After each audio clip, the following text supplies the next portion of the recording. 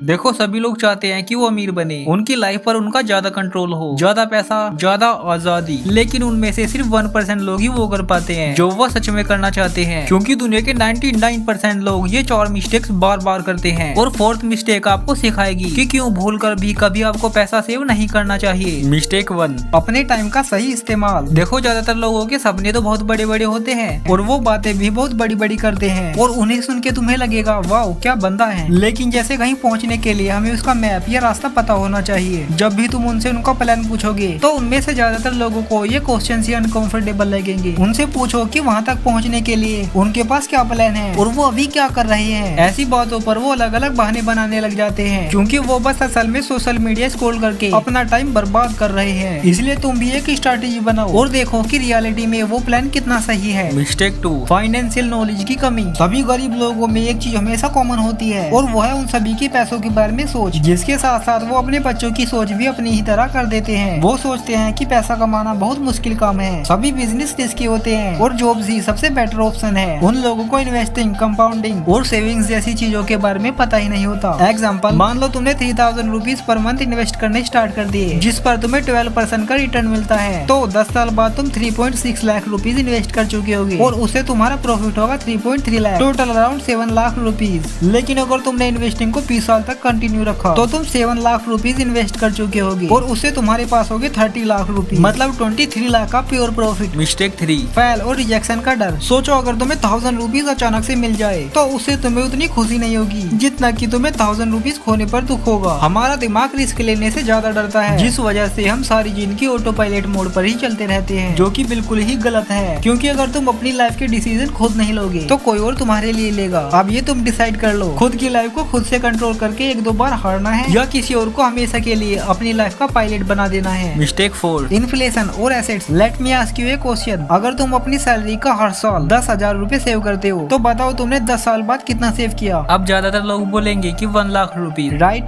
Wrong. इसे ध्यान से समझो। इन्फ्लेशन की वजह से हर साल तुम्हारे पैसों की वैल्यू कम हो रही है। इंडिया में inflation rate 6 to 7% per year होता है, मतलब तुम अपने पैसों को फ्यूचर के लिए सेव करते हो, लेकिन गवर्नमेंट और बैंक्स और ज्यादा पैसा छाप देती है, जिससे तुम्हारे सेव किए हुए 100 रुपीज की वैल्यू घटकर 93 या 94 तक हो जाती है। मतलब तुम पैसे सेव नहीं बल्कि बर्बाद कर रहे हो। तो आखिर इस मैट्रिक्स से बाहर कैसे निकले? जवाब सिंपल है, पैसे नहीं एसेट्स बनाओ। एसेट्स वो होते हैं जिसमें तुम स्टार्टिंग में थोड़ी स्किल्स या पैसों का यूज करके ऐसा सिस्टम बनाते हो जो तुम्हें बिना कुछ के ही पैसे लाकर देते रहे। जैसे गोल्ड ने पिछले 10 सालों में 12% का रिटर्न दिया है, या तुम रियल एस्टेट यानी कोई जमीन खरीद कर 10% पर ईयरली इंक्रीज कर सकते हो। और अगर तुम्हारे पास थोड़ा ज्यादा पैसा है तो तुम वहाँ कोई घर या मकान बनाकर उसे किराए पर दे सकते हो, जिससे तुम्हें मंथली रेंट भी मिलता रहेगा। और अगर आपके पास अभी कोई पैसा नहीं है तो आप नीचे कमेंट कर दो, मैं आपके लिए 5 एसेट्स विद 0 कॉस्ट पर एक वीडियो डाल दूंगा।